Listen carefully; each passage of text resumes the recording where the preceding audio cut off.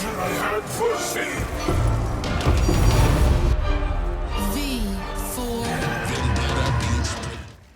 Hello everyone, so today is the day. I think we are going to make the final video, the final build update. I will try to keep it not as long as it was the full build video. If you want more details, you go and watch the previous videos. So as a reminder, all of my Path of Exile videos are cursed with negative rarity. If you watch them without leaving a thumbs up, without writing a comment, without following the channel, you will get cursed. The curse works very well. It lowers your chance to get any good drops, any divine drops, any lucky drops, any kind of value. So your value of hours will decrease. And actually, the interesting thing here is that I found that there is a reverse curse. So people who are active on my Discord, and we have a gaming Discord, which was previously Quake Discord, now it's Quake and RPG genre. It's divided in two sections. And people who are active on RPG section, they get a reverse curse, which can be called a blessing. And I have seen a lot of screenshots of people making money in games. So people make like crazy amount of currency like every day. Get lucky with getting omens, audiences, get some expensive jewels drop for like 60, 70, 100 divines. And it happened a little bit too often. It gets even me mad. So this is the final video on this build. We have reached 13,000 mana. So don't look at this number. It's not accurate. Actually, we have more mana. I'm just not going to finish the craft. So, hello everyone. So, there is a little bit of a problem in this game. It's about crafting. The crafting is basically unaffordable right now because the mirror crafters, they get all the omens. And the omens cost now 10 divines, and they promised us to buff the omen drop from the ritual. It doesn't actually work. I have tried like 50 rituals. I have seen no like good omens on there. Yeah, so endgame crafting is probably inaccessible to most people, and you should just save money and buy a mirror and try to get your mirror service going. So it kind of sucks. I don't like this model where you are very dependent on the mirror producers and can make your own items, which are quite good. So I'm recording this for the final video update, build update. I will show in this part three things. I will show my skills, I will show my equipment, I will show my jewels. Let's begin from skills. I will quickly go over all the skills, so if you need something, just slow down the video. It's a Sigil of Power, it's a major buff, it works like this. And as you can see, it gives more spell damage per stage. 16x4, so this is 64% more spell damage.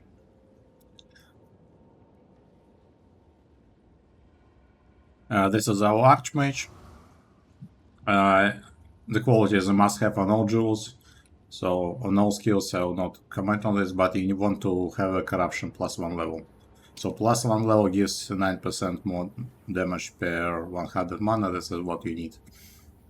So everything we do +1 level corruption. You have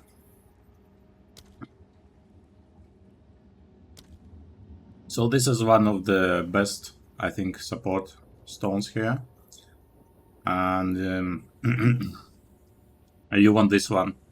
But for the sake of the DPS, you could say it's like this. So this one gives you 30% more DPS on high hard content. Orb of Storms, custom shock setup.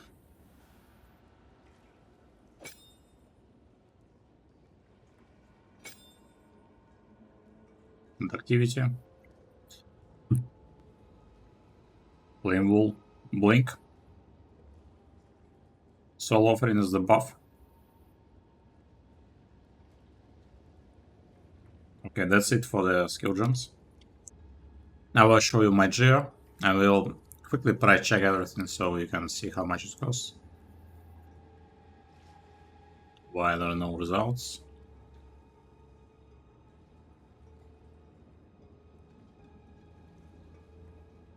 This one costs 60 divines.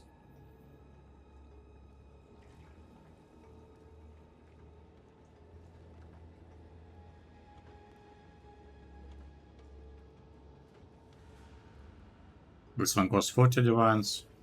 The perfect roll may cost a little bit more. So this one costs 40 divines. 60, 50, 40. 150 divines here. This one costs 170. 320 divines. This costs about 15, 20 divines.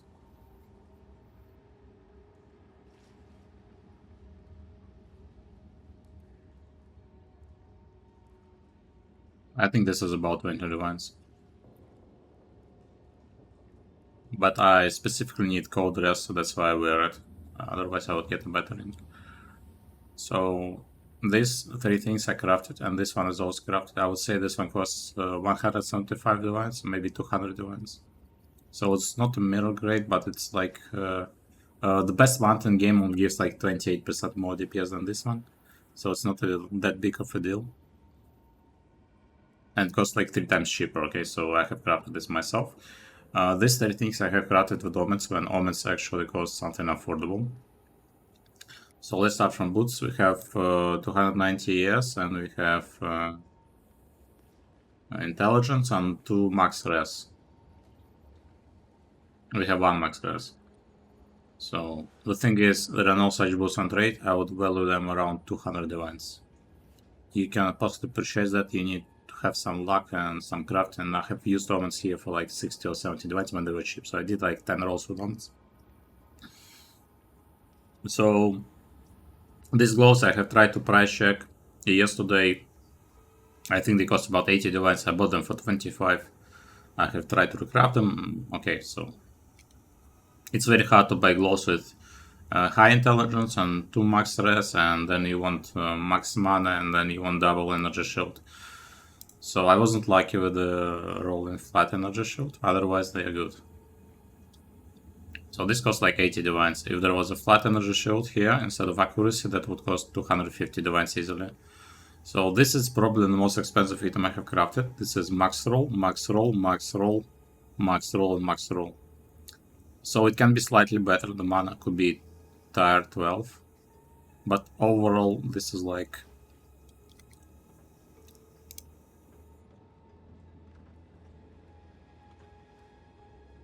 Overall, it costs a lot of money, so it's not possible to buy something like this. I would value this at 200 divines as well. So 200, 280. I will count everything later, okay? And this is the latest addition. I have spent some of the omens on it as well. I will explain why I didn't craft maximum mana here. Basically, the crafting got screwed by mirror crafters. And this one it cost me like 60 divines in omens, but I bought the base for 30 divines. So overall, this is at 90 divine expense for me. I'm not sure how much it costs actually. It would be better if there was maximum mana percentage here. But that's what we have, and we'll stop here. And the flask costs like 22 divines, I believe. I bought it, it now costs 19 because the Lyrium becomes less expensive, more people farm it. So the price is gonna keep falling down. I bought this flask for 38 divines, but I don't think we should value at the price I bought. Instead, we value the price which is on the market right now. And this is fair for all the items. So this I will value at 22 divines. Okay, so, but this is a part of expenses. The second part of expense are jewels. And I have several expensive jewels, namely I have Against Darkness with Spirit Intelligence.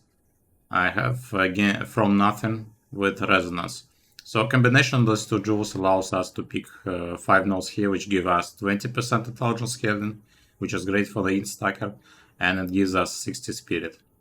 So this is a very good combination. I will price check after the video, maybe I'll put the numbers here at the day of release of the video, how much they cost. Maybe I'll also upload some Excel sheet with how much my equipment costs, as this is the final video. But overall, I think they are each like 140, 150 divines. And so the combination will cost you 280, 300. I also got this Megalomaniac upgrade. So this is a very good one. For Megalomaniac, you want either this stat or this notable. So one of these two notables you want on Megalomaniac, so the other one you can anoint on your amulet. So we have some flexibility here. Of course, if you get both of these notables, then you could anoint on amulet something like Insightfulness for plus 6% tolerance, or anything else on the tree. But we want either Wildstorm or Lightning Rod, and then we want something extra.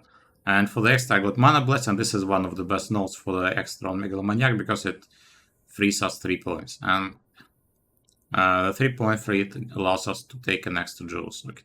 So that's quite valuable. I will show you my tree later, but for now we will look at the jewels. Another expensive jewels I have bought recently is Prism of Belief. It's plus 3 to spark level. I been considering buying it for a long time, but I was like not sure if it's worth the money. I think maybe it is worth the money. It gives a lot of DPS, so without the jewel I cannot actually check how much it gives because I think the tooltip is bugged. It doesn't update the DPS when you put it on remote. I think it works because the DPS update after I relogged into the game. So without it I had like 660 or 650,000 DPS, and with it I have 870,000. So this is unbuffed. You need to understand this is unbuffed, and I will show you later. I'll put a clip of how much DPS we have under the buff. So we have two buffs. Sigil of Power, which gives 60% more, and Soul of Energy, which gives 60% more. So under the buffs we have like 3 million DPS. So this is a huge, okay?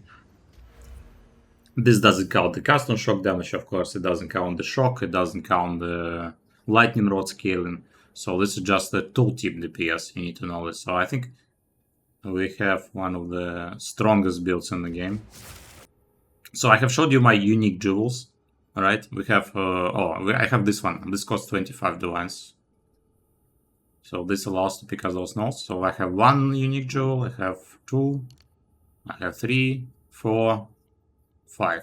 And because we have 5 unique jewels, I don't really want to set up Adorn because we already have 5 unique jewels, but I don't know if 6 unique jewels. We still have plenty of rare jewels though. And let me show you how many rare jewels I have and what they give. Let's step out of the buff.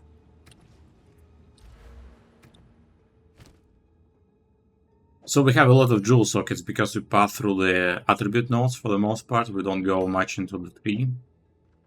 Watch how my DPS goes down with each jewel. I only removed the red jewels to show you, and you can slow the video later to see the stats. And these jewels are not perfect, so I have not invested a lot of money into them. I just bought those that have 4 useful stats. I cannot really take this off. So from jewels you want 2 things. You want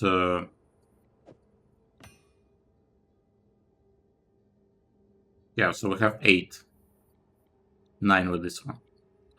From jewels you want to raise your magnitude of shock. This allows you to one-shot bosses. It scales your DPS very well. You want to have like 70-75% magnitude if you can. And from jewels you want to have 6% mana recovery on kill. So this node is incredibly strong. It scales with our mana. It works really well. It allows you to sustain any kind of Archmage spells. Archmage makes your skill cost a lot. So it doesn't matter how much you stack, like 2000 mana, 3000 mana regen. So if there was a choice between having like 4 or 5000 mana regeneration or having several of those stones, these stones are much better. Yes, this is no question. So having 6% mana recovery on kill is much better than having 5000 mana regen. So don't bother taking the, I don't know, this mana regeneration node. This is really a noob approach. This is really bad. You want mana recovery, you want magnitude of shock, and then you want either crit, spell damage, you can have duration, you can have many useful stats. So with the jewels, I recommend that you don't rush to purchase them. If you want to, I have a trade search for these jewels on my Discord channel. Basically, if jewels have all good stats, I recommend buying them for like 2 to 5 divines. If the stats are like good rolls, for example this one, This has almost perfect rolls. It's 3 off on elemental damage. So this jewel I would recommend buying for like 20, 15, 25 divines. I don't see point spending like 50 divines for jewel. So it's like this. Otherwise, you can get a crappy jewel and you could spend 20 device roll and maybe once you'll get something good out of it. So that's like, it works like this, yes. So I have showed you my jewels. They give a lot of DPS. That should be clear for everyone. I have showed which stats are useful, so don't ask me to link my jewels. This is the most asked question in the game, actually. I have showed skills, I have showed jewels, I have showed equipment, and the next thing is the passive tree. So let's go over the passive tree. This is highly optimized, this is end game. This is level 98 passive tree, so if your level is lower, if you are not like that far into the game, you can make some adjustments. The last 3 nodes I have here, basically, these are optional, so you can take, if you are at my level, you could take these nodes, you could take these nodes for a little bit more damage, or you could take these nodes for some extra elemental resistance. We are stuck in intelligence, the whole tree is stuck in intelligence, and because we're stuck in intelligence, and here is an interesting text, so if you look at the tree, you have a jewel socket, 1, 2, 3, 4, 5 jewel socket. So at this layer of the tree, there are 5 nodes between the jewel socket. If you go to the external layer, there are like 1, 2, 3, 4. So there are 4 nodes between jewel sockets. So it may seem that going on the external layer is the best option for you. And it's a really good option to go. It's actually shorter than going here. But the thing is, there's even a better option. It's going like a T-shape. Because if you look here, we take 1, 2, 3, 4, 5, 6, 7. So we have 7 nodes in between, but we actually have 3 jewel sockets. So overall, it's like 10 passives for 3 jewel sockets. So this is good, and that's why we go with like this as well. One of the problems I have found that because we don't really pass through any of these nodes, we don't take DPS nodes a lot, so it's very hard to allocate weapon set points. Basically, with weapon set points, you want to allocate as much as possible for weapon 1, because then you'll free the points for weapon 2, and these points you can take the curse nodes,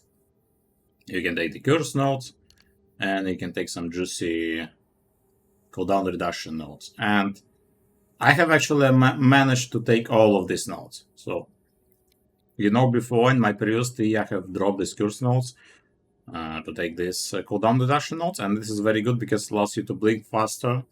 It allows your cooldown recovery faster, and it even has a skill effect duration, which is also very good for the second set. Yes, but now we take all of this. So this can be a little bit tricky. Now, I don't think you should exactly follow how I make it in my tree, but the general logic is that all of the DPS nodes you put on the weapon 1.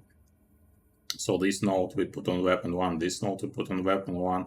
Any kind of DPS crit damage nodes we put on weapon 1. I even put some intelligence on weapon 1, which I can. I don't think you can put attribute nodes if they're not passed through on weapon slots.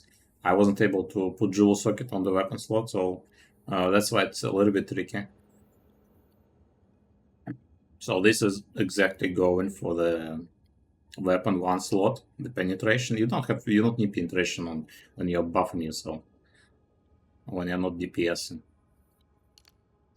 Yes, and to fill my requirements, for example, for weapon 2 slot, I switched the intelligence for dexterity. So the tree is min-maxed, it's optimized, it's nearly perfect.